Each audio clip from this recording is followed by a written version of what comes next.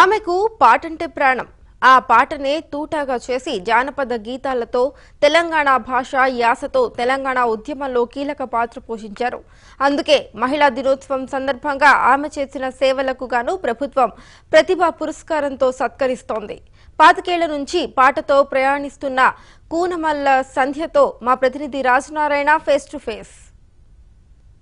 పాటను తూటగా చేసి తెలంగాణ ప్రజల ఆకాంక్షను అక్షరంగా చేసి ఎన్నో పాటలు రచించి ఎన్నో తెలంగాణ ఉద్యమ సభల్లో పాల్గొని తెలంగాణ జానపద గేయాలతో ప్రజల మనసును దోచుకున్న కూనమల్ల సంధ్యది వరంగల్ జిల్లాలోని చింతగట్టుకు చెందిన సంధ్య ఎన్నో పాటలతో తెలంగాణ ప్రజల గొంతుకగా మారింది. అలాంటి సంధ్యను తెలంగాణ ప్రభుత్వం గుర్తించింది. అంతర్జాతీయ మహిళా దినోత్సవం సందర్భంగా మీకు తెలంగాణ ప్రభుత్వం ఈ ప్రతిభ పురస్కారం ఇవ్వడం పట్ల ఎలా ఫీల్ అవుతున్నారు? మాటలు లేవు చెప్పడానికి. ఎందుకంటే ఏదో ఇంటి పాట గల్లీకి ఉపయోగపడింది. గల్లీ పాట ఒక ఆఫీస్లో పని చేసుకుంటూ ఆఫీస్ సబార్డినేట్ రిటైర్మెంట్ ఫంక్షన్కి యూజ్ అయింది. అలాంటి నా పాట మళ్ళీ తెలంగాణ మలిదశ ఉద్యమంలో చురుకుగా పాల్గొనేటట్టు చేసి నన్ను ఒక కళాకారునిగా, నన్ను ఒక పేరు పొందిన ఆర్టిస్ట్గా నన్ను ఉద్యమంలో అంటే ముందుకు నడిపించి నాకు ఒక గుర్తింపు తెచ్చింది ఈ మలిదశ ఉద్యమం. నాకు ఇది నా జీవితంలో అసలు మర్చిపోలేనటువంటి సంఘటన ఇది. నాకు ఈ పాటలు ఎందుకు రాయాలనుకున్నారు? అసలు ఈ పాటలు పాడడం ఎప్పటి నుంచి అలవాటైంది? ఎందుకు రాయాలనుకున్నారు? అసలు నాకు పాడడం అంటే చాలా ఇష్టం. పాటకు నేను ఏమైనా చేస్తాను అంటే అదొక పిచ్చి అనమాట. నాకు పాడాలి, నలుగురిని సంతోషపరచాలి, నా పాట నుంచి చైతన్యం కావాలి అనే ఒక తలంపు చిన్నప్పటి నుంచే ఉండేది.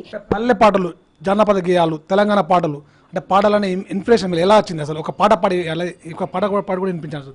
నా ఇన్స్పిరేషన్ మాత్రం నా భర్త అయినటువంటి శంకర్ గారే నాకు స్ఫూర్తిదాయకంగా అని నేను చెప్పదలుచుకున్నాను.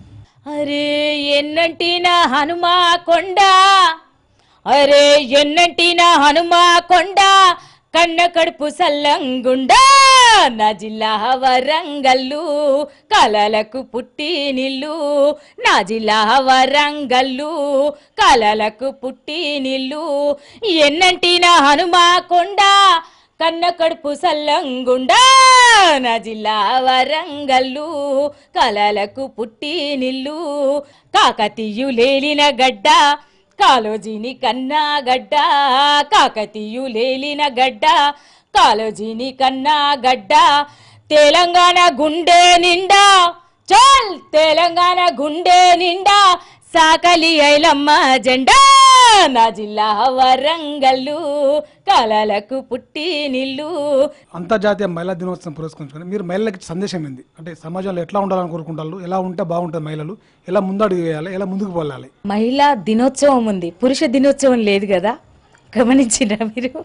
అంటే మహిళలు ఎందుకు దినోత్సవం చేసుకోవాలంటే మహిళలు వీకా? మహిళలు శక్తివంతులు, మహిళలు ధైర్యవంతులు, మహిళలు అసలు ఎనలేని కీర్తిని సంపాదించేటువంటి నాలెడ్జ్ ఉన్న వాళ్ళు, కానీ వాళ్ళ నాలెడ్జ్ని సరిగా ఉపయోగించుకోలేకపోతున్నారు. థ్యాంక్ యూ అండి. మొత్తంగా తెలంగాణ రాష్ట్రం ఏర్పడిన తర్వాత మహిళలకు కూడా గుర్తింపు లభించిందని, అంతేకాకుండా మహిళలు ఆత్మవిశ్వాసంతో ముందుకు వెళ్ళాలని, ఇక తెలంగాణ రాష్ట్రంలో కూడా అందరికీ అంటే మహిళలకు ప్రత్యేకంగా గుర్తింపు లభిస్తుందని కూడా కూనమల్ల సంధ్య గారు చెప్తున్నారు.